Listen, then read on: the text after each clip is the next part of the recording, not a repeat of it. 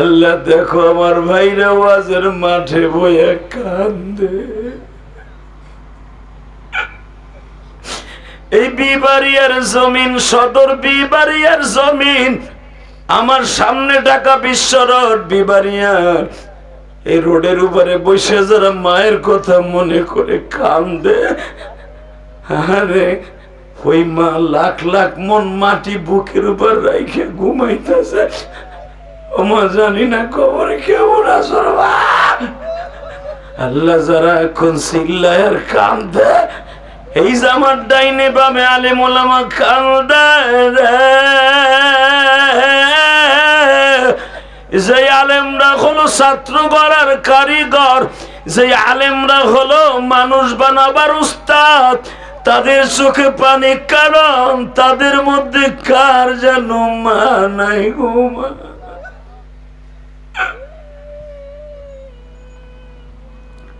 আল্লাহ দেখো আমার দাড়ি বাঁকা ভাইরা কান্দে, আমার বাজারটা কান্দে।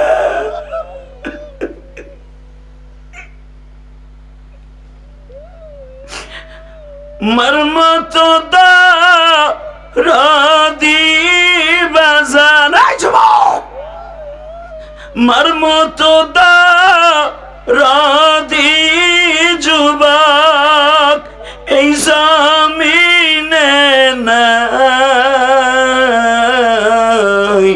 মা বলিয়া ডাক দিলে গো আল্লাহ খুশি হয়।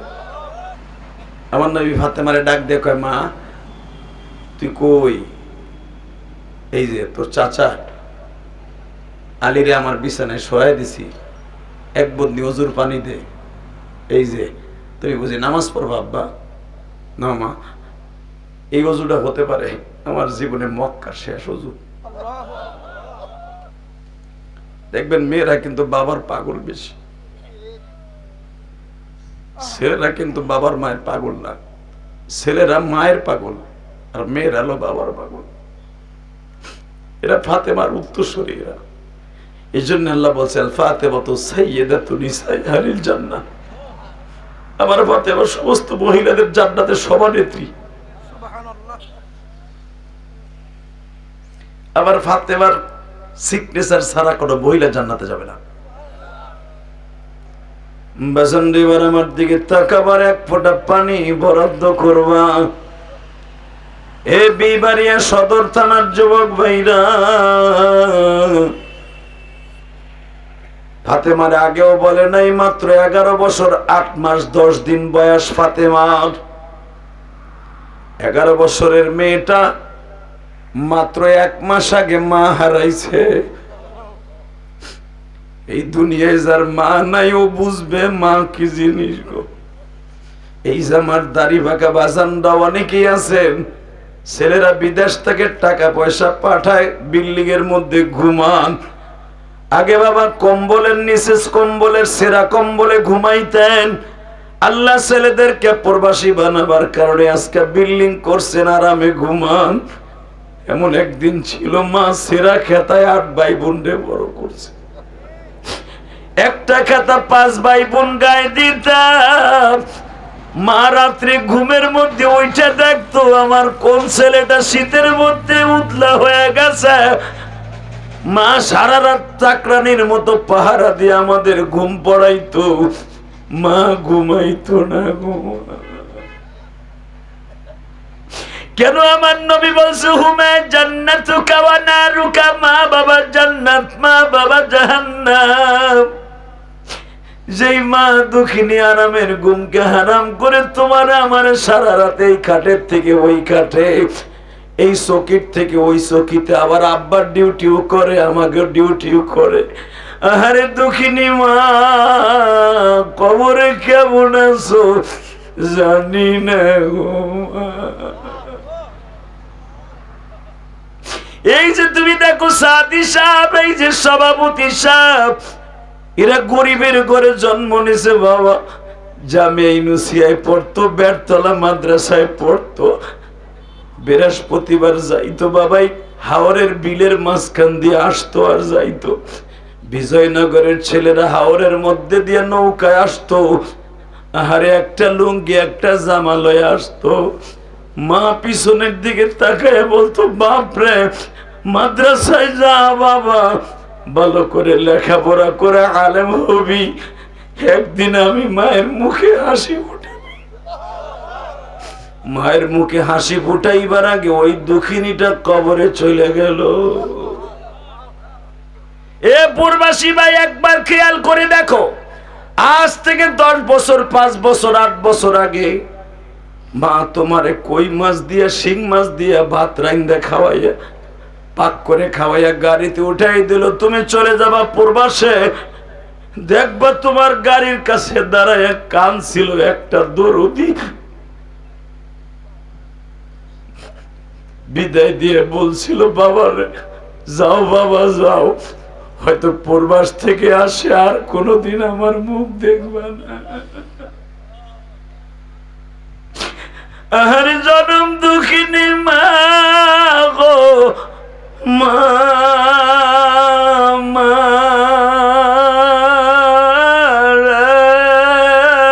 মা।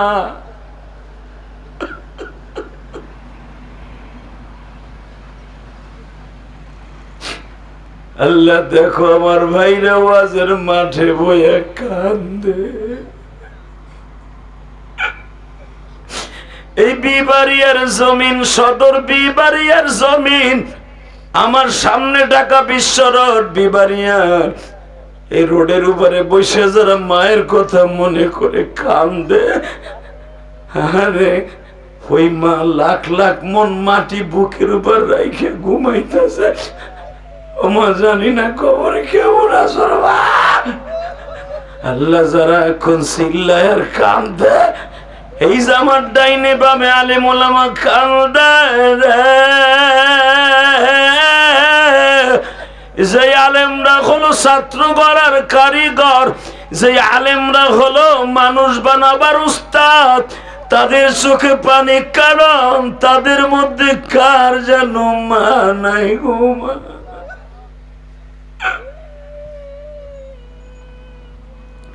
আল্লাহ দেখো আমার দাড়ি বাঁকা ভাইরা কান্দে, আমার বাজারটা কান্দে।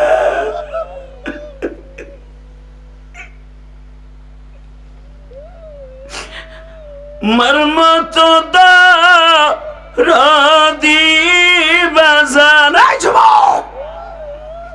মর্মত দা রাদি যুবক এই জামিনে নাই,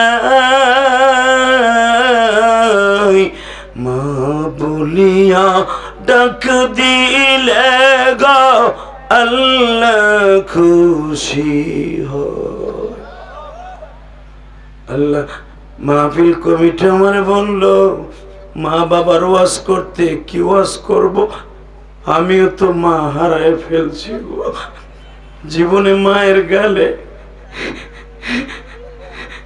এক গ্লাস পানিও দিতে পারি নাই রে মা। আল্লাহ তুমি আমার মাকে হাউজে কাউসার খাওয়াইও। আমার মতো যারা মা কয়ে ডাক দিতে পারে না, তাদের মা বাবাকে জান্নাতুল ফেরদাউস নসিব করে দিও। যারা এখন চিল্লাবে আর কানবে গো, এই বিশ্ব রোডের মাহফিলে বসে বিবাড়িয়ার জমিনে 19 অক্টোবর এদের চোখের পানি তুমি ছাইরা দিবা না। এটা আমার দ্বিতীয় মাহফিল। 19 অক্টোবর দ্বিতীয় মাহফিলে বসে বিবাড়িয়া বিশ্ব রোড ঢাকা রোডের পাশে বসে আল্লাহ নন্দপুর তুমি দেখো আমার বাজানরা কান্দে গো। 19 অক্টোবরের চোখের পানি ফিরাইয়া দিও না। এই গভীর রাত্রে আলেম ওলামার চোখের পানি ফিরাইও না গো।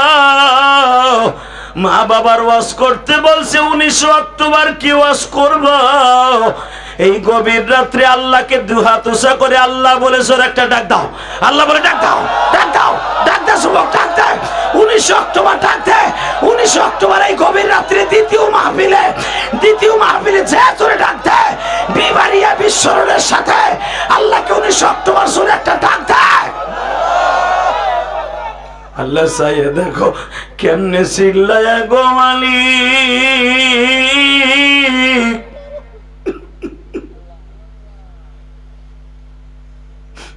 আল্লাহ এদের বাবা মাকে মাফ করে দিও, এদের সন্তানগুলোকে ওলি বানাই দিও।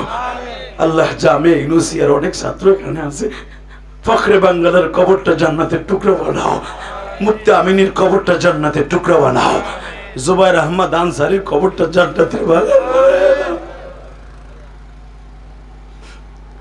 আল্লাহ আল্লামা সাজিদুর রহমান সাহেবের রুহানি শক্তি আরো বাড়ায় দাও।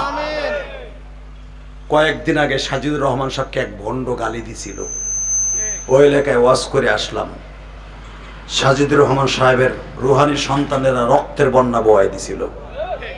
আমি তখন ছিলাম মালয়েশিয়ায়, আমি দেখছি ফেসবুকে আপনারা কি করছেন ওই ভণ্ডগুলারে। আলহামদুলিল্লাহ বলেন। রুহানি পিতার সন্তান তো এরকমই হবে, বাবারে গালি দিল আর জাগায় জ্যান্তা পুঁতে ফেলবো। রাজি আসো না নাই? এই তালবি আলিম বাবাজির আওয়াজ দিয়ে দেখায় দাও। শুধু সাজিদুর রহমান সাহেব নয়, বাংলাদেশের যেই আলেমকে ইন্ডিকেট করে কথা বলবে, যদি সাদি সাহেবকেও কেউ ইন্ডিকেট করে কথা বলে, ওর কান পট্টি গরম করে ফেলবো। রাজি আসো না নাই? কে কে রাজি আসো? আল্লাহকে হাত উঁচা করে দেখায় দাও।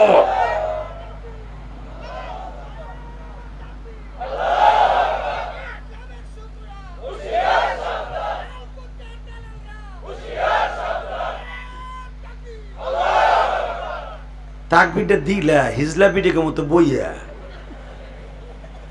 কোন যুবক নাই। তালবে ইলম পোলাপান গুলা আমরা যখন মাদ্রাসায় পড়ছি, বেটা এই বেটা যখন মাদ্রাসায় পড়ছে, জিজ্ঞেস কর বেটা জামি ইউনিভার্সিটির মাহফিলে, আল্লাহর কুতুব সিরাজুল ইসলাম বড় হুজুরের মাহফিলে তাকবীর এগো আগে কেউ দিতে পারে নাই। বক্তা কি এমনি হয়েছে চান্দুর চান্দু, বুক ভরা সাহস ছাত্র জীবন থেকে আমাকে ছিল। গৌহাটডাঙ্গা মাদ্রাসায় 9 বছর পড়ছে বেটা। আল্লামা শামসুল হক ফরিদপুরি মাদ্রাসা থেকে দাওরা পড়ছে বেটা 1999 সালে। আমি আজকে পাস করি নাই, 26 বছর ওয়াজি করি বেটা। আমি দাওরার বছরের থেকে বক্তা। এমনি এমনি ওই নেই।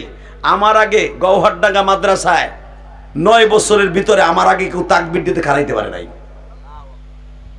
আর পোলাপান ফেসবুক চালায় চালায় মাসার পোলাপান গুলো উলাবিলের মতো দাওরা পাস করার আগে চশমা লাগে মগার পো মগার। কথা কর না কেন? আরে এখনো পর্যন্ত চশমা কারে কয় সহু দেই না বেটা। কষ্ট হইতেছে অজ্ঞতা তামার কি হইছে?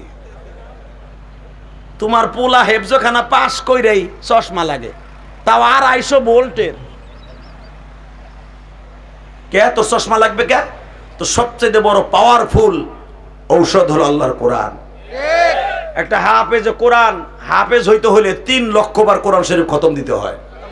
এতবার কোরআন শরীফ খতম দিয়া তুই আবার চশমা বেডারে দিয়ে দেখবি মগা, তার মানে তুই ওই যে ফেসবুকে দেখছস না, ওইতে কমছে। বাটপার, তোর ওস্তাদদের চশমা লাগে না, তোর লাগবে কেন? হ্যাঁ, যা কারো যদি জন্মগত ভাবে লাগে এটা আলাদা ব্যাপার। কষ্ট হইতেছে, রাগ করতেছেন, করেন কে? তো আমার কি এমনি আহিনে ছাতা, রাগ করলে আর আইলাম না। একসাথে বলেন, যতদিন বাঁচবো আলেমুলামার পক্ষে বাঁচবো। মাহফিলের মাঝখান থেকে একটা যুবক রেডি হ, আমি তোর সাথে বন্ধুত্ব করে জান্নাতে যাব। তাকবীরের ধ্বনি দিবি সারা বিবারিয়া, ফখরে বাঙ্গালের কান পর্যন্ত বুঝাবি। ভণ্ডগুলো দেখবে ফখরে বাঙ্গালের রুহানি সন্তানগুলো, কওমের সন্তানগুলো মরে নাই। বাংলাদেশে জামাতের সাজানো একটা বক্তা আমির হামজা, ও বলে কওমি আলারা সাইড দেয়ালের মাঝখানে মসজিদ আর মাদ্রাসা চিনে। একদিক দিয়ে ঠিকই কইছে, কওমি এলাকা তো এলেম ভরা, এরা মসজিদ মাদ্রাসা ছাড়া আর দেখবো কি? কথা কর না কেন? আর রাসূল বলছেন মান বানা লিল্লাহি মাসজিদান বানাল্লাহু লাহু বাইতান ফিল জান্নাহ। যারা মসজিদ মাদ্রাসা বানাবে, যারা মসজিদ বানাবে, আল্লাহ তার জান্নাতে ঘর বানাই দিবে। তুমি ঠিকই কইছো চান্দু, আমরা সাইড দলে ভিতর থেকে গেলে মসজিদ মাদ্রাসার স্বপ্নই দেখি, ঠিকই কইছো, এটা দেখলেই তো জান্নাতি। কিন্তু আমরা শুধু মসজিদ মাদ্রাসার স্বপ্নই দেখি না। একবার খালি ইসলামের গালি দিয়ে দেখো না, বাংলাদেশে ইসলামের জন্য রাজপথে লড়াকু সৈনিক হিসাবে সবচেয়ে বড় অবদান কওমি মাদ্রাসা ছাত্রদের। মুফতি আমিনের মতো রাজপথ কাঁপানো নেতা জামাতের ভিতরে একটাও দেখতে পারবা না। আব্দুল মালিক সাহেবের সামনে দাঁড় করায় দেখো তো তোমার দলে কি আছে। ফখরে বাঙ্গালের মধ্যে একটা অলি খাড়া করায় দেখো তো। আল্লামা শামসুল হক ফরিদপুর মধ্যে একটা কওমি সন্তান খাড়া করো তো। বড় হুজুরের মতো সিরাজুল ইসলাম সাহেবের মতো একটা কওমি সন্তান খাড়া করো তো পারলে। আমরা শুধু চার দেয়ালের মধ্যে নয়, আমরা কোরআনকে বুকের মধ্যে রেখে যে কোনো বেঈমানের বুক ফাটায় দিতে পারি। কি রাজি আছো না? কওমি সন্তানদের একটু প্রমাণ করতে পারবা? যদি ইসলামের বিরুদ্ধে কখনো আঘাত আসে, কেউ যদি কওমি মাদ্রাসাকে ইন্ডিকেট করে কথা কয়, ওর বিরুদ্ধে উচ্চ স্বরে কথা বলবো। কে করে রাজি আছো? আল্লাহকে হাত তুলে দেখায় দাও তো।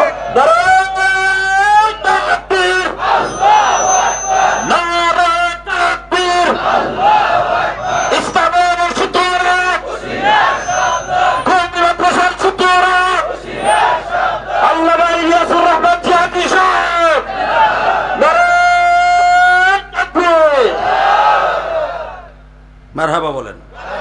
হুজুররা যে কি বিপদে আছে রে ভাই। আমার বিরুদ্ধে এমন লেহালাই করে, শেখ হাসিনার আগে শাশুড়ি কইছে এটা আওয়ামী লীগের দালাল কয় না আমারে। আপনি দেখতে পারবেন আওয়ামী লীগের পক্ষে আমার কোন একটা বক্তব্য আছে? বিয়ে করছো ওই পরিবারে, ঠিক আছে।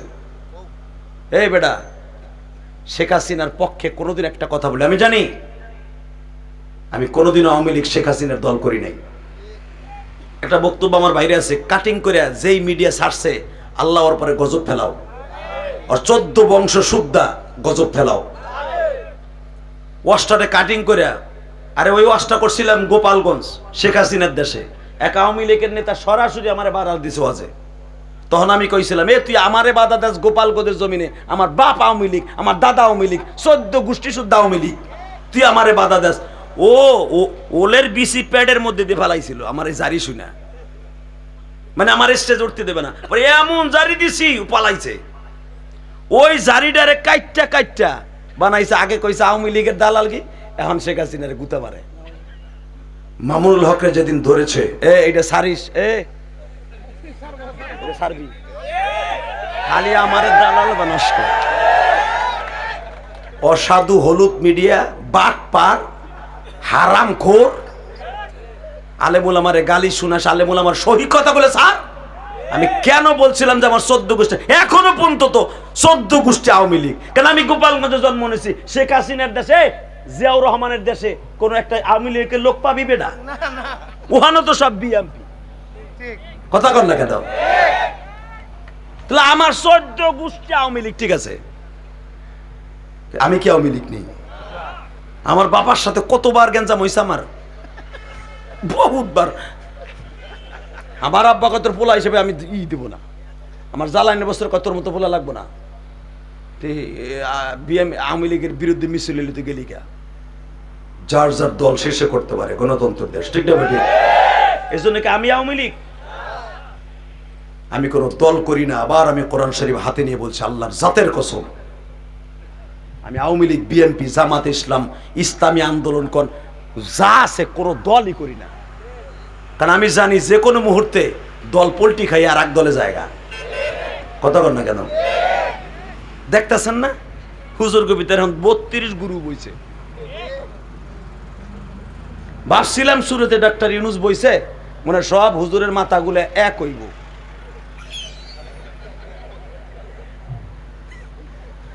আগের চাইতে আরো ভয়ঙ্কর হয়েছে।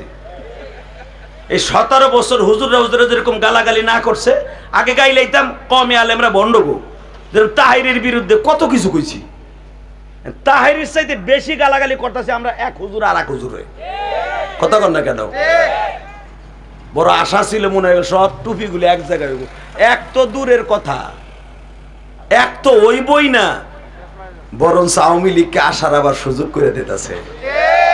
লেইখা রাখেন, লেইখা রাখেন, কষ্ট হইতেছে। অজ্ঞতা তা আমি কি হই। তবে একটা কথার উত্তর দেন, দল আপনি করেন, আমি একটা দল করি। এই যে বাংলাদেশের পচা দল করি না, হিজবুল্লাহ একটা দল করি। কারণ দল তো একটা করতে হবে, হিজবুল্লাহ অথবা হিজবুল শাইতান। আল্লাহর দল করি, সেটা হলো যেই দলই কোরআনের বিরুদ্ধে কাজ করবে, নবীর বিরুদ্ধে কাজ করবে, আলেম ওলামার বিরুদ্ধে কাজ করবে, ওর বিরুদ্ধে আমার জীবন দিয়ে হলো দাঁড়ায় যাব। আর আমি যদি যে কোনো একটা দলের ভিতরে যাইতাম, ধরেন ইসলামী আন্দোলনে গেলাম, ধরেন, তাহলে কইতো তো ইসলামী আন্দোলনের দালাল, জামাত ইসলাম করলে কইতো তো ছাত্র শিবিরের দালাল। দল করি না, যেই ভুল করবে ওরে ছাড়বো না, ইনশাল্লাহ বলে না কেন? কষ্ট হইতেছে ওক, তারপরে আর মাত্র 10 মিনিট কথা কম না। তোমরা কি একটা বোগাম নিছো নি? আমার একটা বোগাম অর্ধেক অর্ধেক নিছো, কারণ আমি তো ওখানে ব্যবসা করে আইছি, ওখানে চালান সোতা খোয়াই আইছি মেয়া। এই জন্য আমি কোনোদিন 2টা ওয়াজ করি না, আমি একটা ওয়াজ করি। ওই নুরিরে কইছিলাম, ভাই তুমি একটা নিলে চালান থাকলে নেও, নালে নিও না। কয় না গিরাই বেজল নাই, বাক করে দেন। কেন আমি 2টা ওয়াজ করি না, এই জন্য দেখেন চুল এখনো কাঁচা আছে। 26 বছর ওয়াজের পর একটা চুলো পাকে নাই, পাকলে দুই একটা পাকছে। আর আমার সময় যারা নামছে একটাও কাঁচা নাই।